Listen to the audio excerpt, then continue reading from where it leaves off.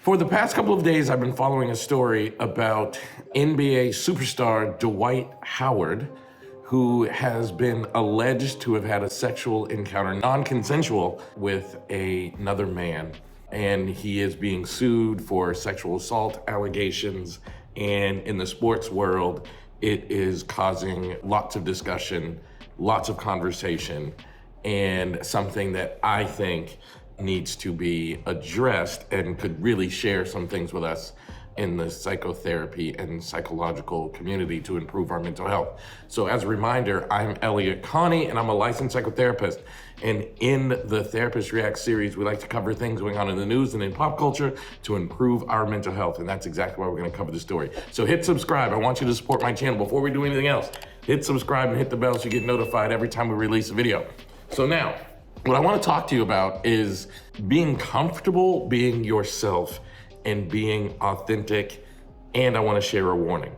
So the first thing is, as I watch some of these stories and some very popular sports analysts, a lot of details have come out about the sexual encounter in question here. Allegedly, a man named, he has agreed to be named, his name is Stephen Harper, met Dwight Howard on Instagram, was invited to his home for a consensual sexual encounter, consensual according to Dwight Howard. When the man got to the home, some things happened that made him uncomfortable that he did not consent to. That is according to Stephen Harper. And now he is suing Dwight Howard.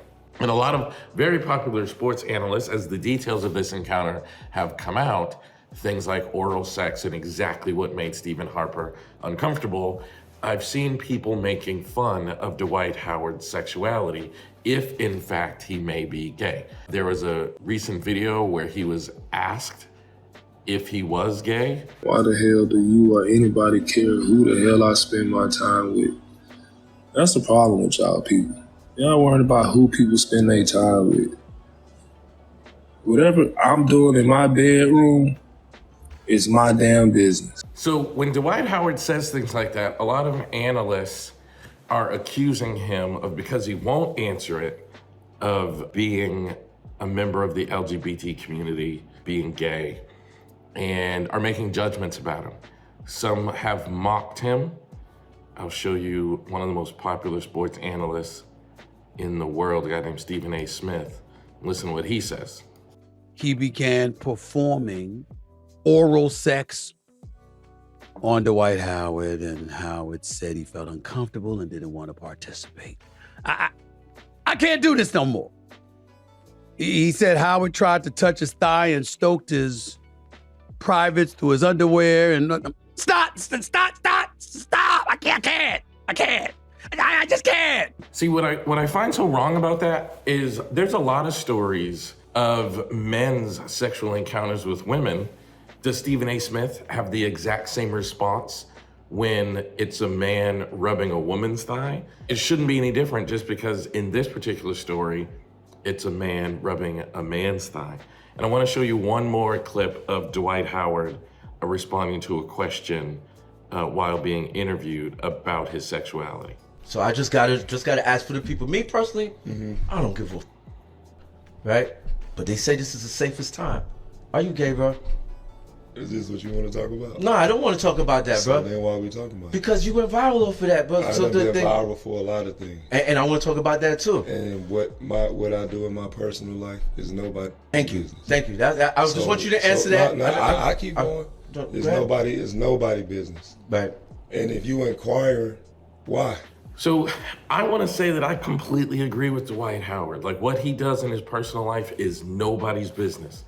We should be beyond a society where we're making fun of people for their sexuality if he is in fact gay or straight or anything in between. What he does in his personal life, what he does in his bedroom is 100% his business. And I want to remind people that the LGBT community, it's unsafe.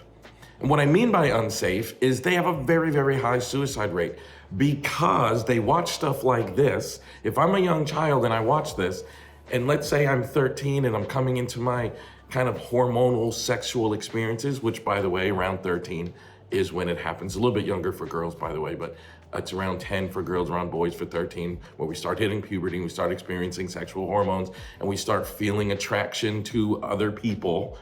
And if I'm a 13-year-old boy and I'm starting to feel attraction to other boys, and I see this story, I get scared. I don't want to come out because I'm afraid I'm going to experience treatment where people are going to be mocking and made fun of me, and it makes my existence unsafe. And we need to remember that. So it is perfectly okay for Dwight Howard or anybody else to be attracted to whoever they're attracted to, as long as they're of age and consensual.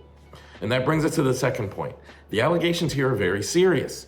You should not perform non-consensual sex acts on anybody, be it male or female. And I think we need to recognize both parts of this. Dwight Howard gets to be attracted to whoever he's attracted to as long as they're of age, and he gets to perform, he gets to engage in his own private time sexual activities with whomever he'd like to, as long as they consent. And here, the allegations, Stephen Harper is accusing him of doing sexual things to him that he did not consent to. So let's see how the court case plays itself out. But I think we need to be a better society of non-judgmentalness. We have it written into the foundation of America that you are innocent until proven guilty. And we need to have a community and a society where people are safe to be exactly who they are and exactly how they are. So I think we should extend both pieces of non-judgmentalness to Dwight Howard in this story and allow the court system to hold him accountable to whatever degrees they find him guilty or not based upon the allegations brought forth by Mr. Harper. I think like when you're being non-judgmental, it's actually really good for your mental health. It's actually very good for the other person's mental health. It's actually very good to recognize like, this is none of my business, it's got nothing to do with me. I'm gonna stay out of it, just let the system play itself out however it plays itself out instead of engaging in judgmentalness. Judgmentalness is actually really threatening to your mental health, and we need to not engage in those activities. So thanks for watching this video. Please leave a comment. Let me know what you think of this story or this video. I read every single comment, and I try to reply to all of them, even though that's getting harder and harder these days. So also, I appreciate everybody's support. Please continue to support this channel. I can't make these videos without your support. So hit the subscribe button and then hit the notification bell so you get notified each and every time we release a video in the Therapist Reacts series, which is every single day, Monday through Friday. I love y'all for being here. Thank you so much, and I cannot wait to see you in the next video.